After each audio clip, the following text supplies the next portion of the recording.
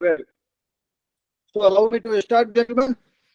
तो पहला half an hour हम लोग थोड़ा पीछे जाएंगे, अपने हिस्ट्री में देखेंगे हमारी इकोनॉमी में। अगर मैं अगला ये स्लाइड आपको दिखाऊं तो ये बीएसई सेंसेक्स की हिस्ट्री है। वाई एक्सिस पे आपको दिख रहा है हमारे सेंसेक्स के लेवल्स, और एक्स एक्सिस पे डिफरेंट टाइम फ्रेम्स देख रहे हैं। आप देखिए दिसंबर 1990 से लेके अभी करंट ईयर तक का, लास्ट ईयर तक का ये ग्राफ है। तो थोड़ा इतिहास के पन्नों को पलटते हैं, बड़ा मजा आएगा। हम उस समय पढ़ाई कर रहे थे, आप लोग भी अलग अलग सर्विसेज में होंगे या अलग अलग क्षेत्र में होंगे जब ये सारी घटनाएं घटी थी। तो आइए थोड़ा इतिहास के पन्नों को पलटा जाए। 1990 से शुरुआत करते हैं। 1990 में हमारे यहाँ इकोनॉमिक रिफॉर्म्स हुए। इकोनॉमिक रिफॉर्म्स आपको याद होगा, एक समय था जब देश का सोना भी गिरवी रखना पड़ा था। प्राइम मिनिस्टर हमारे चंद्रशेखर थे, उनको ही had to take a very bold step. और उस समय नरसिम्हा राव ने हमारी सरकार संभाली थी। That was the economic crisis phase which was India was suffering through, and then he very boldly started the process, liberalization, globalization and all, which started a series of economic reforms for our country.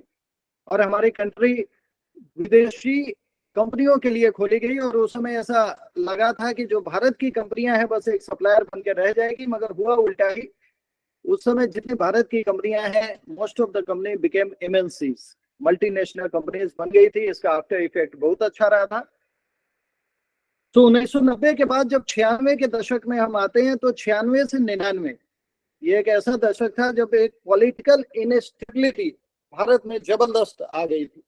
वो political instability क्या थी? 1996 में वाजपेयी सरकार 13 दिनों के लिए बनी थी। It was the shortest time any prime minister held the chair of prime minister for our country, and then the series of instability starting in politics. वो 13 दिन में सरकार चली गई थी, उनको एक कॉन्फिडेंस मोशन पास नहीं कर पाए थे। एंड देन एचडी देवगौड़ा की सरकार बनी जो अगले 2 साल तक रही थी, 2 इयर्स। और इसके बाद फिर वो यूनाइटेड फ्रंट की सरकार भी चली गई थी। एंड देन इंद्र कुमार गुजराल साहब आए थे जो 7-8 महीने के लिए प्राइम मिनिस्टर बने थे। And then that government also, because it was a temporary government. और 1999 जब 98 के लास्ट में हमारे यहाँ इलेक्शन शुरू हुए, और फिर से जब पावर में आई वाजपेयी गवर्नमेंट के नेतृत्व में हमारी शुरू हुई सरकार, तो 1999 onwards you can see a phase in which the government could complete at least its term। 5 साल उन्होंने पूरा किया। और इस एक्स एक्सिस पे अगर आप ध्यान देंगे तो मैं जितनी भी बातें कर रहा हूँ इस ग्राफ के हिसाब से हम लोग चलते हैं, तो हम 1999 ये फेज था। 99 के फेज में आपको ग्राफ थोड़ा ऊपर जाता दिखेगा। इसके बाद 2004 2004 again is UPA 1 came in government। हालांकि 99 के बाद जो बीजेपी की सरकार थी उन्होंने डिसइन्वेस्टमेंट प्रोग्राम बड़ा अच्छा लॉन्च किया। इसके बाद मार्केट को बहुत ग्रोथ मिली, but still 2004 there was a change of government. UPA 1 election में आई, सत्ता में आई, उन्होंने अपने 5 साल पूरे किए। And then came UPA 2 in 2009, और 2009 के बाद 2014 started the BJP rules। So that was so in this slide, अब इस स्लाइड पे आते हैं। See, all the history has to be married with the stock market movements all that time। अब देखिए जो 96 से 99 तक का पीरियड है उसको छोड़ ही देते हैं। That was very highly volatile period. मैं ये 2 स्लाइड के बीच में शफल करूंगा काफी, क्योंकि इन दोनों का रिश्ता आपको बताना है। तो ये जो हमारी स्लाइड है इसमें हम कहाँ से शुरू कर रहे हैं? अभी ये 96 वाला पीरियड है, 96 से 99। ये देखिए आपको ग्राफ काफी छोटा दिखेगा। You can just rely on my wordings, क्योंकि उस समय मार्केट का बेस बहुत छोटा होता था, 5000 का मार्केट होता था। सो इवन 500 पॉइंट का प्लस माइनस मार्केट के लिए 10-15% का ऊपर नीचे होता था। So the base was very small, that's why you are seeing very small graph. आज वाला हाल नहीं है, 75,000 का बाजार है और 500-600 पॉइंट तो कुछ होता ही नहीं है, डेली अप डाउन होता है। So 96 to 99 political instability and that didn't cause the markets to rise. But 99 के बाद ये जो मेरा स्लाइड है इसमें इसको कैसे पढ़ेंगे, जस्ट इस पे ध्यान देंगे। ये -6 मंथ्स मतलब ये बताता है इलेक्शन के ठीक 6 महीना पहले, 3 महीना पहले और 1 महीना पहले ये आपके शेयर मार्केट की ग्रोथ है।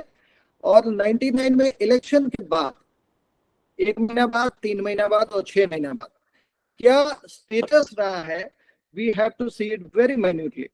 अभी इलेक्शन के पहले वाला 6 महीना हम लोग निकाल चुके हैं, हम लोग 1 महीना वाले फेज में है, ये वाला 1 महीना। सो आप देख सकते हैं कि 99 में 6 महीना में जो इलेक्शन के, इसको प्री इलेक्शन रैली कहते हैं, जो इस बार भी हुआ है और मेजोरिटी केसेस में हुआ है। अगर 6 महीना पहले वाला पूरा ये लाइन देखेंगे तो आपको पॉजिटिव 30%, 22%, खाली एक 2009 था, इसमें will talk about it, global crisis था तो ज्यादा रिटर्न नहीं बना था। अदरवाइज 6 महीना पहले everywhere there has been a pre election rally.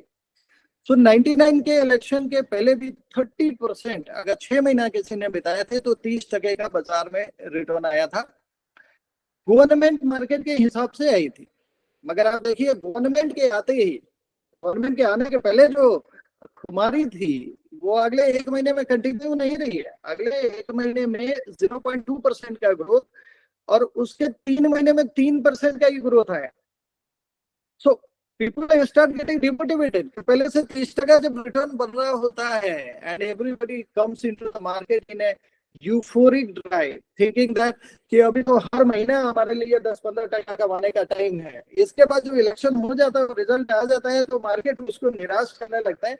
जबकि गवर्नमेंट भी मार्केट के हिसाब से आई थी, वाजपेयी साहब की गवर्नमेंट थी, डिसइन्वेस्टमेंट प्रोग्राम चल रहा था, मगर अगले 3 महीनों में बाजार में नेग्लिजिबल रिटर्न बना था compare to the previous 6 months.